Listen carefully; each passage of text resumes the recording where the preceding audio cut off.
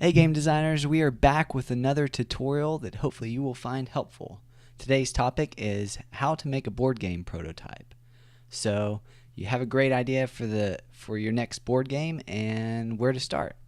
Well, the first step is to make a prototype. Well, what's a prototype? Well, it's pretty much just a rough draft to your board game. So to help you, I would like to show you how game designers from all around the world, what they have found helpful in making their own prototypes. So to get started, we are going to jump over to Streamlined Gaming's website and take a look at the article. Alright, now we are here at the post I made about how to make a board game prototype, and there are three very common questions that I see across all forums and game design forums and whatnot around the internet, and we are going to answer them today. So the first question is, what software do I use to make cards for my board game prototype? The second is, where do I get art to use for my prototype? And third is, well, where do I get my prototype printed? Let's start with, what software should I use to make cards for my board game? The software that I recommend and that I use and teach is called Nandeck. This is the most common and most recommended free software that game designers use from all over the world.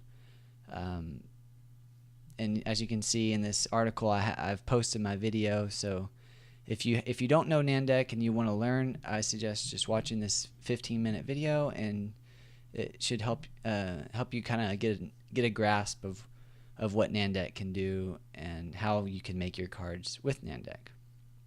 The best thing about Nandeck is that it's very easy to update your cards. You know, when I started making my own games, my own prototypes, I would write all the cards out with a pen on note cards.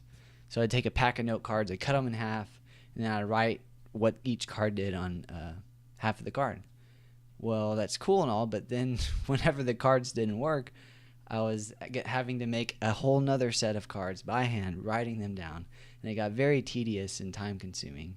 So I thought, I want to learn some software that will help me make this process efficient, and that's when I learned Nandeck. So Nandeck, if I print out all of my cards and play the game, and then well, something's not working, I need to fix half of my cards, I just go into a spreadsheet, type in new stat updates, and then print out the cards again. Then I cut out the cards, and I'm ready. So much easier than having to handwrite cards on note cards. So I use Nandeck. It's free software. The most commonly recommended, as you can see here, we have a bunch of other free software that game designers have found useful.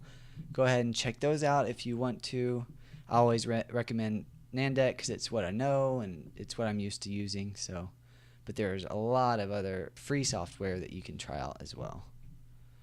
The number one most recommended software by game design professionals is Adobe InDesign.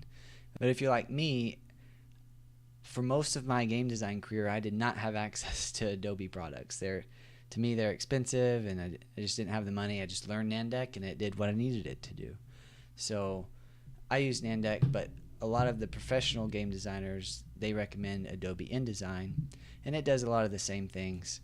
I added 2 videos of really good helpful tutorials on using InDesign with data merge, which, just to clear up, both Nandeck and InDesign, the benefits of those programs are you have an Excel spreadsheet, you enter information into your spreadsheet that would be the cards for your game, and then with Nandeck and InDesign, you format how the cards are laid out, how that information is shown in card form. So then you can print them out and make updates very easy. So just to recap, the 2 most common software, the free software is Nandeck, and the paid software is Adobe InDesign. The Game Crafter also, I just want to mention them real quick. The Game Crafter also has their own software called Component Studio, which you can use. It's like there's a monthly fee, but you can cancel at any time. It looked very similar to how I use Nandeck and how people use InDesign. I haven't looked into it a lot yet, but it could be an option too if you're a big fan of the Game Crafter. So let's jump into the second question. That is, well, I know how to make these cards now, but where can I get some art to make them look good so that people want to play them? The number one place to get icons for your game is called gameicons.net. This site is recommended by a lot of game designers. Anytime I mention the word art and prototyping, I usually get like 1 to 5 people telling me, oh, gameicons.net. So as you can see, there's a lot of really cool icons. You can search for icons, or you can just click on the last updated ones. Something that's cool, you can come in here, change the color of the foreground, you can change the color of the background, make it however you want, and then download it. And then once you have it on your computer, you can access that file using Nandeck or InDesign.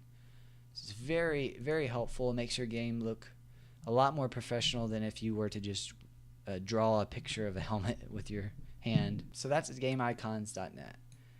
Great place to get icons. There's a couple other places that have good icons. There's some Wikimedia Commons, Pixabay. There's places like these that you can get character images. And along with that, we have a couple of great resources from people in the board game industry.